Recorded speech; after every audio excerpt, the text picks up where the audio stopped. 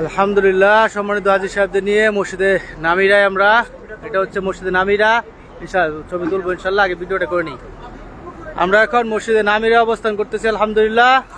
আরাফাতের ময়দানে অবস্থিত। এটার 3 ভাগের 1 ভাগ হচ্ছে আরাফাতে, বাকি 2 ভাগ হচ্ছে আরাফাতের বাহিরে অবস্থিত। এখানেই হজের সময় গ্র্যান্ড মুফতি হজের খুতবা দেন। খুতবা দেওয়ার জায়গা এটা হচ্ছে মসজিদে নামিরা, বিশাল মসজিদ, যার 3 ভাগের 1 ভাগ করছে আরাফার ময়দানে, বাকি 2 ভাগ করছে আরাফার ময়দানে বাহিরে। হ্যাঁ অবশ্যই ইনশাল্লাহ, অবশ্যই। সম্মানিত হাজী সাহেবরা হেঁটে হেঁটে দেখতেছেন আলহামদুলিল্লাহ। এটা হচ্ছে মসজিদে নামিরা, আরাফাতের ময়দানে অবস্থিত। এখানে হজের খুতবা কিন্তু এই জায়গার মধ্যে দেয়। হজের খুতবা কিন্তু এখানেই হয়। হ্যাঁ, আমাদের হজের যে হয়েছে এটা এখানে হচ্ছে খুতবা। হজের খুতবা দেওয়ার স্থান এটা সবাই খেয়াল করেন। মসজিদের নামিরাই কিন্তু হজের খুতবা হয়।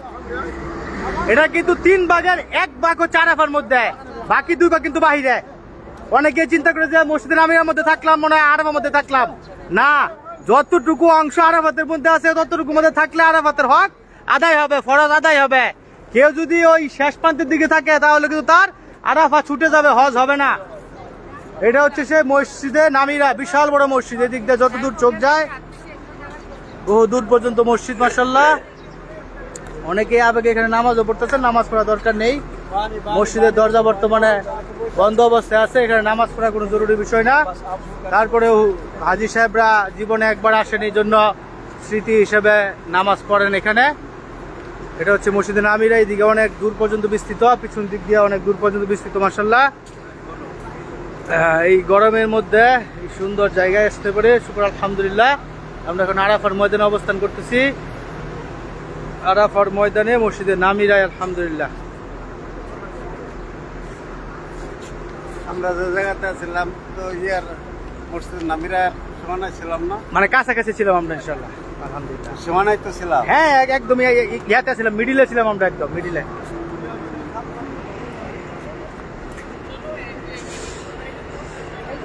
আমরা আলহামদুলিল্লাহ আল্লাহর দয়ায়, আল্লাহর খাস রহমতে আমরা আরাফাতের ময়দানের মধ্যবর্তী স্থানে ছিলাম আলহামদুলিল্লাহ।